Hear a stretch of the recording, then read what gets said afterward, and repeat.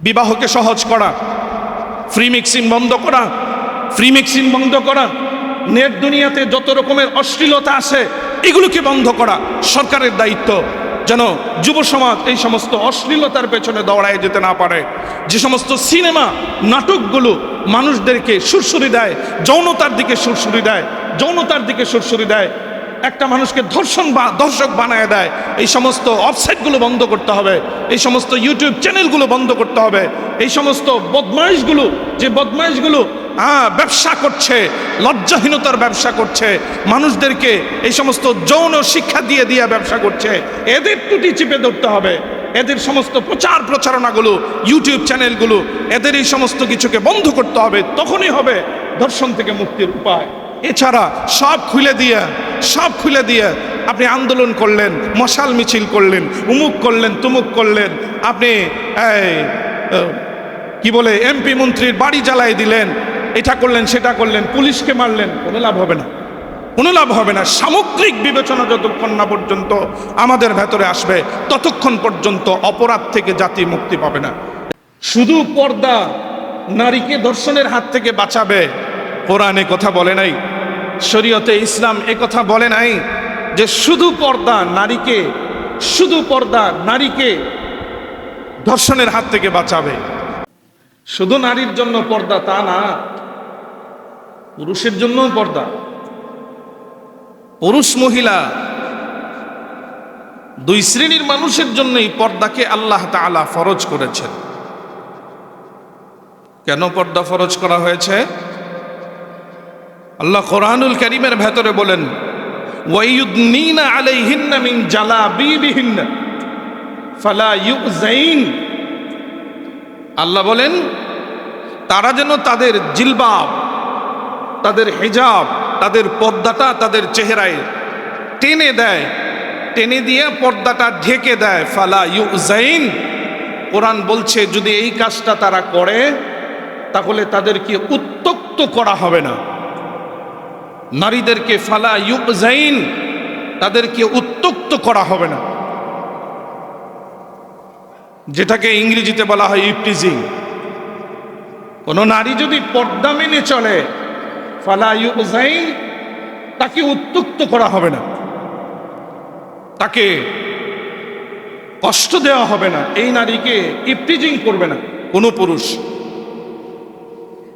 এখন মাঝে মাঝে আমাদের সামনে সংবাদ আসে হিজাব পরা নারীকে, বুরকা পরা নারীকে ধর্ষণ করা হয়েছে, বুরকা পরা নারী ধর্ষণের শিকার হয়েছে। এক শ্রেণীর মানুষ হুট করে বলা শুরু করে দেয়, হ্যাঁ মোল্লারা বললেই হলো, মৌলবীরা বললেই হলো। অনেক মুসলমানের সন্তানও এই কথাটা বলে ফেলে। আফসোস, যদিও হুজুররা নিজেদের থেকে কোনো কথা বলে না। এই যে আমি বললাম পর্দা করলে ইপটিজিং এর শিকার হবে না নারীরা, এটা কি আমার মুখের কথা না কোরআনের কথা? আমার মুখের কথা নাকি কোরআনের কথা? কোরআন স্পষ্ট বলছে ওয়ায়ুদনিনা আলাইহিন্না মিন জালাবিবিহিন্না, তারা যেন তাদের জিলবাব, তারা যেন তাদের চাদরকে টেনে দেয়, টেনে দিয়ে যেন তাদের পর্দাকে রক্ষা করে, সৌন্দর্য যেন অন্য পুরুষের সামনে প্রদর্শন না করে। যদি এটা না করে তাহলে আল্লাহ বলছেন ফালা ইউযাইন, তাহলে এই নারীকে কষ্ট দেওয়া হবে না, এই নারীকে উত্তক্ত করা হবে না, বর্তমান ভাষায় এই নারীকে ইপটিজিং করা হবে। এটা কার কথা? আল্লাহর কথা। এই কথাটাই আমরা বলি। এখন কেউ যদি বলে পর্দা তো এই নারীটাকে ধর্ষণের হাত থেকে বাঁচাইতে পারল না, পর্দা তো এই নারীটাকে ধর্ষণের হাত থেকে বাঁচাইতে পারল না, তাহলে পর্দা ধর্ষণ থেকে মানুষকে বাঁচায় না। কথায় কথায় এই কথাটা আসে কিনা? বলে না। ইসলামকে শুধু একটা বিধান, একটা বিষয় নিয়ে ইসলামকে অ্যানালাইসিস করা সম্ভব নয়। ইসলামকে শুধু এক দিক থেকে অ্যানালাইসিস করা সম্ভব নয়, ইসলামকে পরিপূর্ণ দিক থেকে দেখতে হবে। ইসলামকে পরিপূর্ণ দিক থেকে ইসলামকে বিবেচনা করতে হবে। শুধু পর্দা নারীকে ধর্ষণের হাত থেকে বাঁচাবে, কোরআনে কথা বলে নাই, শরীয়তে ইসলাম কথা বলে নাই যে শুধু পর্দা নারীকে ধর্ষণের হাত থেকে বাঁচাবে। যদি তাই হইতো তাহলে কোরআনে শুধু পর্দার কথাই বলা হইতো, ধর্ষণের শাস্তির কথা বলা হইতো না। ধর্ষণের শাস্তির কথা বলা হইতো না। কোরআন বলে দিত পর্দা করো, ধর্ষণ হবে না, ধর্ষণের শাস্তিরও দরকার নাই, ধর্ষণের শাস্তিরও দরকার নাই। কোরআন বলছে তুমি পর্দা করে চলো। আমি বলছি কোরআন বলছে তোমাকে ধর্ষণ করা হবে না, উত্ত্যক্ত করা হবে না। এরপরেও যদি ধর্ষণ হয়ে যায়, হ্যাঁ হওয়ার সম্ভাবনা আছে, যদি হয়ে যায় তাহলে তাকে যথোপযুক্ত শাস্তির ব্যবস্থা করো, শাস্তি দাও তাকে। যদি তাকে যথোপযুক্ত শাস্তি, কোরআন সুন্নাহ অনুযায়ী যে শাস্তি ব্যবস্থা করা আছে, এটা যদি তোমরা জনসম্মুখে সঠিকভাবে সঠিক পন্থায় শাস্তির ব্যবস্থা করতে পারো তাহলে ধর্ষণ হবে না।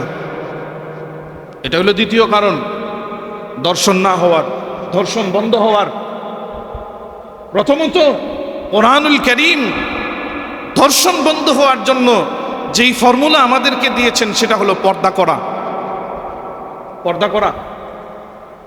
এরপরে হলো শাস্তি।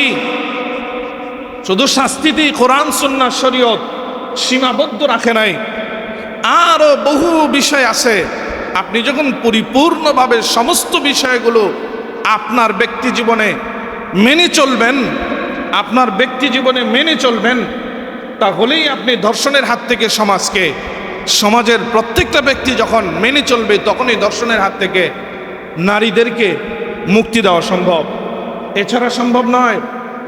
শুধু আইন করে সম্ভব নয়, শুধু পর্দা করেও সম্ভব নয়। মানুষের নীতি নৈতিকতা, মানুষের নীতি আদর্শের ভেতরে পরিবর্তন করা লাগবে, তাছাড়া সম্ভব নয়। যদি তাই হইতো আইন কানুনের দিক থেকে, আইন প্রয়োগ করার দিক থেকে, আইনের কঠোরতার দিক থেকে আমরা যাদেরকে সাধারণভাবে মডেল মনে করি, ইউরোপ আমেরিকা, আপনি গুগলে সার্চ করেন তো দেখবেন পৃথিবীতে ধর্ষণের শীর্ষ 10 রাষ্ট্রের তালিকায় কারা আছে, কোন দেশে সবচেয়ে বেশি ধর্ষণ হয়। আপনি আশ্চর্য হয়ে যাবেন।